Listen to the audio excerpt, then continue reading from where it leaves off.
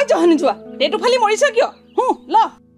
ছবি নিৰ্মাণেৰে পুনৰ ডিব্ৰুগড়লৈ সুনাম কঢ়িয়াই আনিছে যুৱ পৰিচালক তথা অভিনেতা মৃদু পৱন বৰাই ৰেড কাৰ্ডিনেল মোশন পিকচাৰ ডিব্ৰুগড়ৰ দ্বাৰা নিৰ্মাণ কৰা জীৱন ছবি নামৰ পূৰ্ণদৈৰ্ঘ্যৰ ছবিখনে আন্তঃৰাষ্ট্ৰীয় পৰ্যায়ত শ্ৰেষ্ঠ আঞ্চলিক ভাষাৰ ছবিৰ সন্মান অৰ্জন কৰিবলৈ সক্ষম হৈছে মুক্তিলাভৰ পূৰ্বেই নিৰ্মাণ সম্পূৰ্ণ হোৱা জীৱন ছবি নামৰ পূৰ্ণদৈৰ্ঘ্যৰ বোলছবিখনে মায়ানগৰী মুম্বাইৰ জুহু পিভিআৰত সামৰণি মৰা চিনে ড্ৰিমছ ইণ্টাৰনেশ্যনেল ফিল্ম ফেষ্টিভেলত শ্ৰেষ্ঠ আঞ্চলিক ভাষাৰ ছবিৰ বঁটা লাভ কৰিবলৈ সক্ষম হৈছে জীৱন ছবি নামৰ বোলছবিখনে উত্তৰ পূৰ্বাঞ্চলৰ ভিতৰত মাত্ৰ জীৱন ছবি নামৰ বোলছবিখনেই স্কেনিং হোৱাৰ পিছত শ্ৰেষ্ঠ আঞ্চলিক ভাষাৰ সন্মান লাভ কৰিবলৈ সক্ষম হয় গাম্ভীৰ্যপূৰ্ণ অনুষ্ঠানটিত হিন্দী বোলছবি জগতৰ বিশিষ্ট অভিনেতা যশপাল শৰ্মা মনোজ যোশী সুনীল পাল অৰ্চিত চেটাৰ্জী বেণ্ডিট কুইনৰ সহকাৰী পৰিচালক তথা কেইবাখনো হিন্দী বোলছবিত পৰিচালনা কৰা অনিল ডুবে আদি উপস্থিত আছিল উক্ত অনুষ্ঠানত ধৰ্মেন্দ্ৰক জীৱনজোৰা সাধনা বঁটাৰে সন্মানিত কৰা হৈছিল আন্তঃৰাষ্ট্ৰীয় তথা বিশ্বৰ শ শ ভাষাৰ চলচ্চিত্ৰৰ মাজত অসমীয়া ভাষাৰ নিৰ্মিত বোলছবিখনে সফলতা লাভ কৰাত উৎসাহী হৈ পৰে বোলছবিখনৰ পৰিচালক মৃদু পৱন বৰা প্ৰথমে ধন্যবাদ জ্ঞাপন কৰিছোঁ আপোনালোকে খবৰটো পাই অহাৰ বাবে প্ৰথমে আমাৰ ছবিখনৰ নাম হৈছে জীৱন ছবি আমাৰ টিমটোৰ নাম হৈছে ৰেড কাৰ্ডিনেল মোশন পিকচাৰ্ছ 2022 চনতে 21-22 মিডতে আমি চিনেমাখনৰ আমি চিত্ৰখন কৰিছিলোঁ এখন পূৰ্ণদৈৰ্ঘ্য অসমীয়া বোলছবি আৰু যেহেতু ডিব্ৰুগড়ৰ পৰা বহুত বছৰ ছবি হোৱা নাছিলে আৰু ডিব্ৰুগড়ৰে আমি পুৰণি অভিনেতা অভিনেত্ৰীসকলক লৈ আমি জীৱন ছবি নামে চিনেমাখন আমি প্ৰস্তুত কৰিছিলোঁ ডিব্ৰুগড় দাঁতিকাষৰীয়া আমাৰ অঞ্চল যেনে কুতুহা ভগামুৰ আছে ভগামুৰৰ ওচৰ পাজৰৰ যিখিনি গাঁও আছে আমি তাতেই 15 দিন শ্বুটিং কৰিছিলোঁ আৰু জীৱন ছবি পৰিকল্পনা বহুত পুৰণাই আছিলে যে ভাবিছিলোঁ ডিব্ৰুগড়ৰ পৰা এখন পূৰ্ণদৈৰ্ঘ্য ছবি আমি কেনেবাকৈ নিৰ্মাণ কৰিব পাৰিম নেকি অৱশেষত আমি কৰিলোঁ ইয়াৰ কাহিনী তাৰপিছত ডাইৰেকশ্যন গোটেইখিনি মোৰে আছিলে আৰু চিত্ৰনাট্য কৰিছিলে মই কৰিছিলোঁ ৰাকেশ চাংমাই আছিলে ৰেহান ৰফিক আহমেদ সংগীত কৰিছিলে ৰেহান ৰফিক আহমেদ সাউণ্ড ডিজাইন গোটেই সংগীতৰ যিখিনি আছে ডিপাৰ্টমেণ্ট গোটেইখিনি ৰেহান ৰফিক আহমেদে কৰিছে চিত্ৰগ্ৰহণ কৰিছে ত্ৰিদীপ কোঁৱৰ আৰু ব্যৱস্থাপনা কৰিছিলে জীৱন বৰা আৰু তুলসী বৰা গোটেই চিনেমাখন আমাৰ অসমীয়া থলুৱা যিখন গাঁৱৰ অসমীয়া ভাষাত থলুৱা গাঁৱৰ পৰিৱেশক লৈ মেলি আমি ছবিখন তৈয়াৰ কৰিছিলোঁ এটা খুবেই ভাল মেছেজ সময়ৰ এটা জাৰ্ণি কেনেকৈ সময়ে মানুহক ক'ত কেনেকৈ লৈ যাব পাৰে খুব এটা নষ্টালজিক ফিল অডিয়েঞ্চে যাতে পায় সেনেকুৱাকৈ আমি ছবিখন নিৰ্মাণ কৰিছিলোঁ আৰু হয় বানপানী এফেক্টেড এৰিয়াৰ ওপৰত আমি যিখন ছবি তৈয়াৰ কৰিছিলোঁ সেইখনে আমি এই বছৰ আমি সম্পূৰ্ণকৈ মানে আমাৰ সম্পাদনা হৈ গৈছিলে সম্পাদনা হোৱাৰ পিছত 2022 চনত যেতিয়া 23 চনত যেতিয়া আমি north east international documentary film festival আমি অৰ্গেনাইজ কৰিছিলোঁ এখন ফিল্ম ফেষ্টিভেল তাতে আমি এটা এনেই ৰাফ কাট এটা দেখুৱাইছিলোঁ ৰাইজক আমাৰ যিসকলে কৰি আছিলে তাৰপিছত এইবাৰ ছবিখন আমি মুকলি কৰি মানে ৰাষ্ট্ৰীয় আন্তঃৰাষ্ট্ৰীয় পৰ্যায়ত যিখিনি ফিল্ম ফেষ্টিভেল তালৈ পঠিয়াইছিলোঁ এতিয়া ভাল সুখৰ খবৰ এইটোৱে মুম্বাইত অনুষ্ঠিত হোৱা চিনে ড্ৰিমছ ইণ্টাৰনেশ্যনেল ফিল্ম ফেষ্টিভেলত আমাৰ ছবিখনে শ্ৰেষ্ঠ আঞ্চলিক পূৰ্ণাংগ ছবি হিচাপে আমি মানে আমি সন্মানিত হৈছোঁ সেইকাৰণে খুবেই ভাল লাগিছে 738খন ছবিয়ে যোগদান কৰিছিলে তেওঁলোকে জনোৱা মতে গোটেই সমগ্ৰ বিশ্বৰ পৰা যিহেতু ইণ্টাৰনেশ্যনেল ফিল্ম ফেষ্টিভেল এতিয়া আমাৰ নৰ্থ ইষ্টৰ কাৰণে এইটোৱে ডাঙৰ খবৰ নৰ্থ ইষ্টৰ পৰা অসমীয়া ভাষাৰ আমিয়ে আছিলোঁ চূড়ান্ত পৰ্যায়ত য'ৰ ছিলেকশ্যন হৈছিলে আৰু গোটেই সকলো নৰ্থ ইষ্টৰ পৰা আমাৰ এই জীৱন ছবিখনেই স্ক্ৰিনিং হৈছিলে সেইটো সৌভাগ্য আমি লাভ কৰিছিলোঁ লগতে US পৰা আহিছিলে লণ্ডনৰ পৰা আহিছিলে কোৰিয়াৰ পৰা আহিছিলে এতিয়া কোৰিয়ান এজন এডিটৰে বেষ্ট এডিটৰ পাইছে চাও চুন মিং তেওঁৰ নাম তেনেকৈ বলিউডৰ বিখ্যাত আমাৰ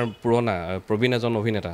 যশপাল শৰ্মাৰ এখন ছবি তেখেত শ্ৰেষ্ঠ পূৰ্ণদৈৰ্ঘ্য ছবি হিচাপে তেওঁ সন্মানিত হৈছে লগতে মনোজ যোশী আমাৰ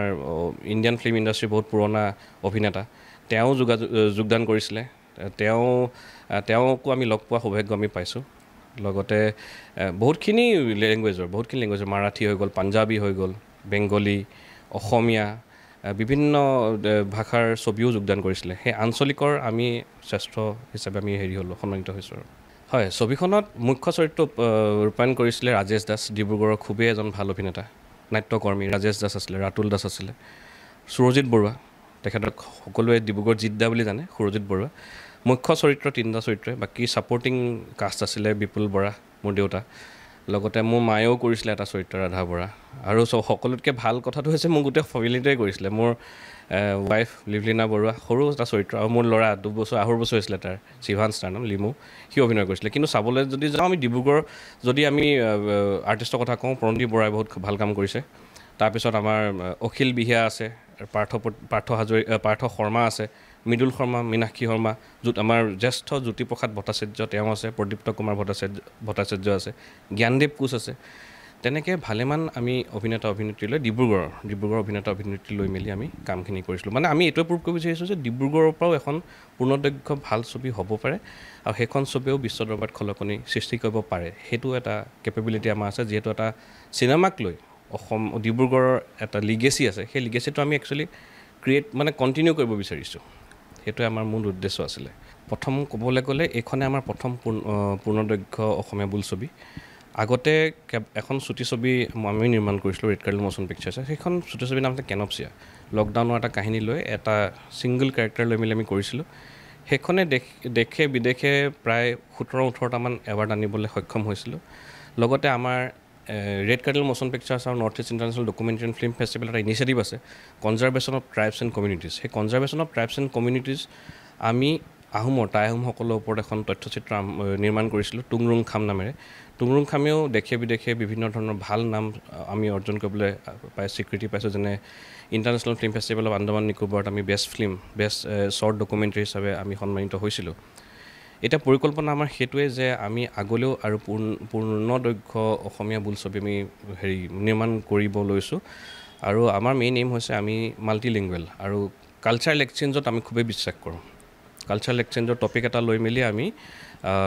এই ছবি নিৰ্মাণ কৰিবলৈ আগবাঢ়িছোঁ হয় জীৱন ছবি প্ৰেক্ষাগৃহত দিবই লাগিব সকলো ৰাইজক আমি দেখুৱাবই লাগিব সেইকাৰণে আমি এটা প্লেনিং লৈছোঁ যাতে 2025 চনত আমি ভাল দিন এটা চাই আমি যাতে ৰিলিজ কৰিব পাৰোঁ জীৱন ছবি সেইটোৱে আমাৰ পৰিকল্পনা হয় সেইটো এটা সুখবৰ আমি যিহেতু চাওক আজিকালি ডিষ্ট্ৰিবিউশ্যন পলিচিটো বহুত চেঞ্জ হৈ গৈছে অসমীয়া চিনেমাৰ আৰু সঁচা কথা ক'ব গ'লে আমাৰ হল নাইকিয়া সেইটো এটা বৰ দুৰ্ভাগ্যৰ কথা অসমীয়া চিনেমা সকলো ইণ্ডিপেণ্ডেণ্ট ফিল্ম মেকাৰ্ছ আমাৰ নিচিনা ইণ্ডিপেণ্ডেণ্ট ফিল্ম মেকাৰ্ছে অসমীয়া ছবিসমূহ নিৰ্মাণ কৰি গৈ আছে কিন্তু ডিষ্ট্ৰিবিউশ্যনৰ ক্ষেত্ৰত সদায় এটা ঠেকা খোৱা হৈছে আমি সদায় এটা ডিমটিভেশ্যন এটা পাম বুলি কওঁ কাৰণ হল নাই ডিব্ৰুগড়ত চাব গ'লে এটাহে হল কিন্তু যেনেধৰণে ছবি নিৰ্মাণ হৈ আছে তেনেকৈ ধৰণৰ হলো আমাক দৰকাৰ আছিলে যিহেতু ডিষ্ট্ৰিবিউশ্যনৰ আমাৰ আমাৰ এইম এটাই যিহেতু আমি ছেল্ফ ফাইনেন্স কৰি মেলি চিনেমাখন নিৰ্মাণ কৰিছোঁ ইণ্ডিপেণ্ডেণ্ট ফিল্ম মেকাৰ্ছসকলৰ পেশ্যন থাকে ড্ৰিম থাকে কিন্তু পইচা নাথাকে ফাইনেন্সিয়েলি আমি নিজেই কৰি আছোঁ যিহেতু আৰু এখন ছবি যেতিয়া হললৈ নিয়া হয় বহুতখিনি খৰচা কথা আহি পৰে সেইকাৰণে আমি এতিয়া কৰি লৈছোঁ যাতে আমি অসম আদিত্য ডিব্ৰুগড় NKS হুণ্ডাইলৈ স্বাগতম নৰ্থ ইষ্টৰ প্ৰথম GDSI 2.0 ফিচাৰ্ছ ডিলাৰ হৈছে NKS হুণ্ডাই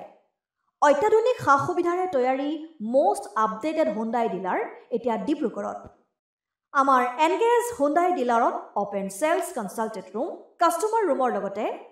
পুৰণি গাড়ীৰ এক্সচেঞ্জ ফেচিলিটিও ৰখা হৈছে ইয়াত সেলছৰ লগতে সাৰ্ভিস সেক্টৰৰ সুন্দৰ সুবিধা আছে প্ৰয়োজনীয় সকলো এডভান্স টুলছ হুইল বেলেন্সিং এলাইনমেন্টৰ অত্যাধুনিক machine post hydraulic lift fully ট্ৰেইনমেন পাৱাৰৰ লগতে nitrogen gas filling facility fully automatic car washer ফেচিলিটিও আছে লগতে NKS হুণ্ডাই ডিলাৰে কাষ্টমাৰ সকলৰ সুবিধাৰ্থে মোবাইল সাৰ্ভিস ভেনৰো ব্যৱস্থা ৰাখিছে য'ত হাইড্ৰলিক লিফ্ট ৱাছিং facility wheel balancing tyre pressure check কৰাৰ লগতে বহুখিনি সুবিধাই উপলব্ধ আছে NKS হুণ্ডাইলৈ আহক আৰু সুবিধাসমূহ গ্ৰহণ কৰক